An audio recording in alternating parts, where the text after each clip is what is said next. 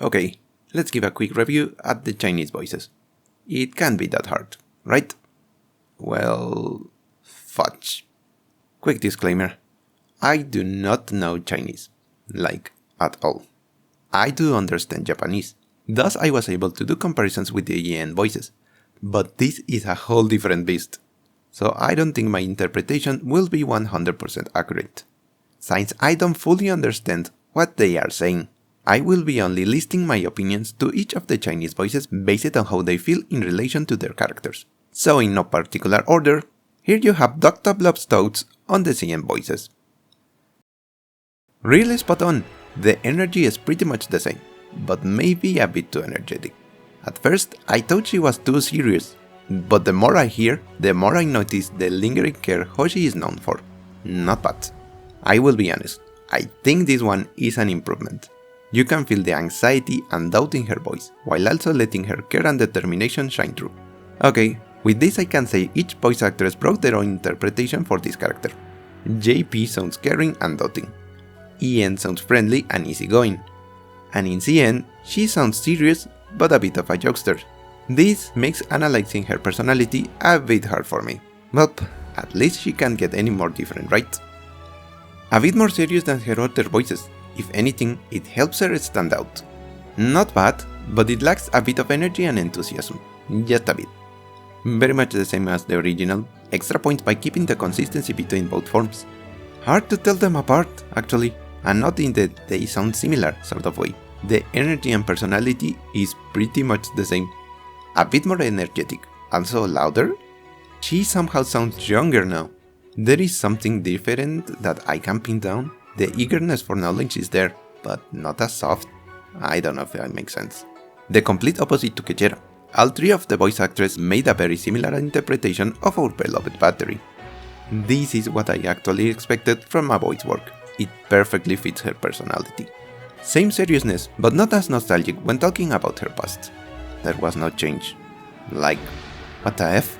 On that note, these also sound pretty much the same to me. Pretty similar, but this one sounds very more tired. Still awkward, but there is less anxiety. Here is where my lack of knowledge in Chinese comes to model things. Because she sounds way too serious. Like, a lot more serious. I presume her dedication comes in the words she's using, like the keigo used in Japanese, but since I can tell, it just sounds serious to me. Sorry. Pretty similar, the professionalism is there, and you can also tell how her trust builds up as it increases. All trust, but still as professional as before. Somehow, he sounds even softer in CN. He sounds a bit too old this time around. Still a badass though. This one went a bit too emotionless. She somehow sounds more curious here.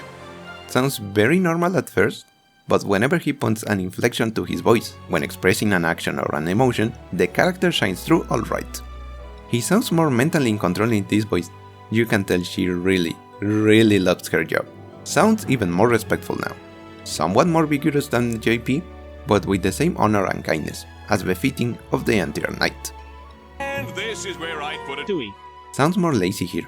When listening to her, all I could think of was Rengoku from Demon Slayer, the same optimistic determination.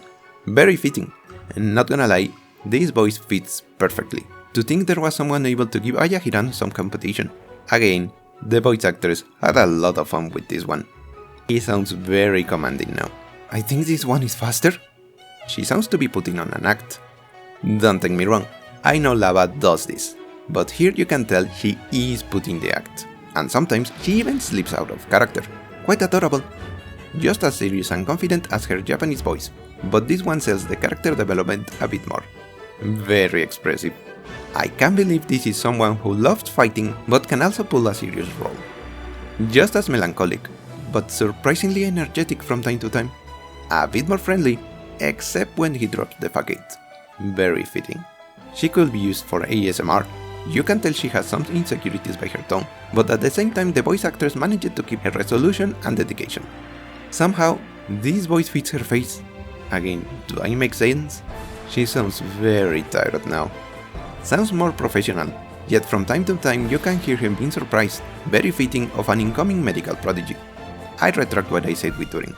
This is a voice you can use for ASMR. Yu's voice is very soothing and calming, befitting of a bodhisattva, but also you can feel her care for others and her drive to keep them safe, while keeping the same volume at all times. An interesting listening to be sure. And that's everyone. Personally, I don't know if I should do this for future batches, but rest assured that I will perform another quick review to the Korean voicers. It is only fair after all. Now if you excuse me, I am going to get myself a snake from a castle. Stay healthy everyone. Okay, should be an easy run I hope. Son of a...